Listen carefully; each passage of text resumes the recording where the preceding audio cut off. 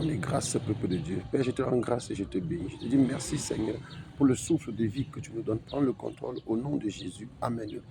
Et nous avons parlé de ce que les gens étaient prêts à célébrer Noël, mais cependant, ils n'étaient pas prêts à célébrer Jésus. En réalité, s'il y a quelqu'un à célébrer ici, c'est bel et bien le Seigneur Jésus. Nous savons que Noël, aujourd'hui, dans la forme que l'on nous présente, fait désormais fait partie des fêtes païennes. Fait partie des fêtes païennes. Pourquoi? Parce que nous voyons la façon dont on nous livre cela. Par exemple, dans la nuit d'hier, du 24, les gens ont allé à la messe pour préparer la venue du Seigneur Jésus.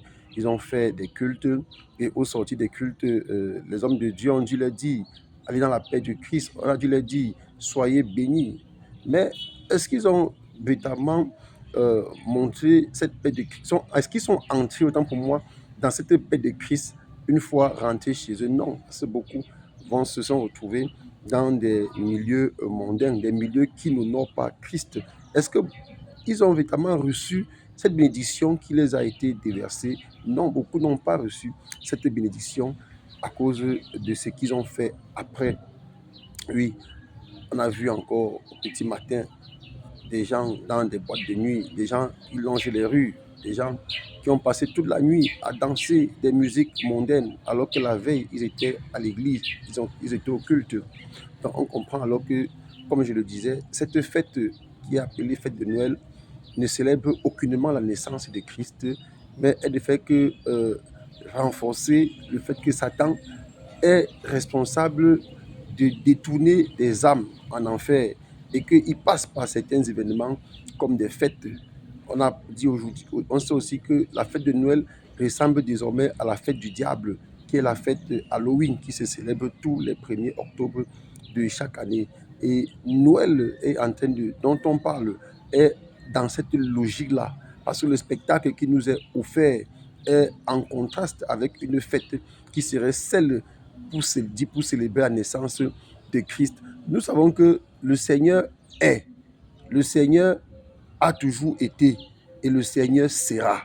Nous savons aussi que le Seigneur était, le Seigneur est venu, le Seigneur reviendra. Donc, le Seigneur, quelqu'un qui reviendra pour nous sauver. Comment pouvons-nous célébrer sa naissance? Quelqu'un qui est venu pour nous sauver.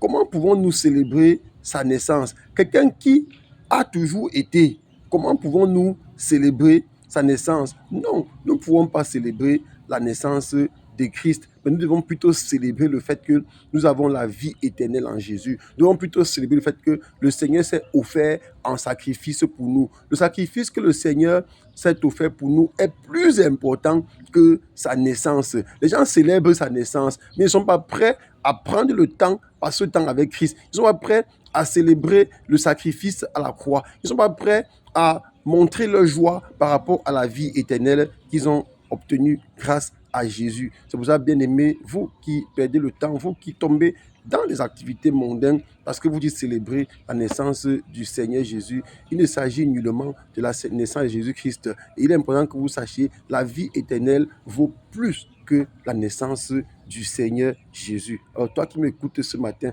fais le bon choix, le choix de la vie et non le choix des festivités mondaines. Soyez bénis. Amen.